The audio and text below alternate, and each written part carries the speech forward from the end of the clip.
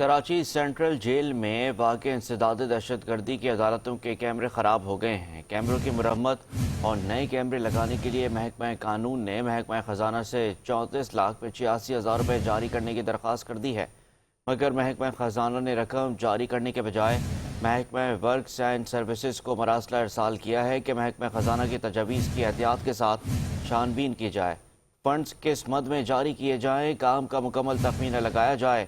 اس کے بعد محکمہ خزانہ کو تفصیلی رپورٹ دی جائے گی۔ اس بارے میں مزید تفصیلات جانتے ہیں اپنے نمائندے شکیل نائج سے۔ شکیل نائج، بتائیے گا مزید کیا آپ کے پاس تفصیلات ہیں؟ جی، محکمہ قانون نے محکمہ خزانہ کو ایک خط ارسال کیا ہے کہ انسداد دہشت گردی کی جو عدالتیں ہیں سینٹرل جیل کراچی میں واقع ہیں، ان عدالتوں کے اطراف میں جتنے بھی خفیہ کیمرے لگے ہوئے ہیں وہ خراب ہو گئے۔ ایک تو ان کی مرمت کرنی ہے، دوسرا یہ کہ وہاں پر کچھ مقامات پر نئے کیمرے لگانے ہیں۔ اس کے لیے 34,85,000 روپے کی ضرورت ہے۔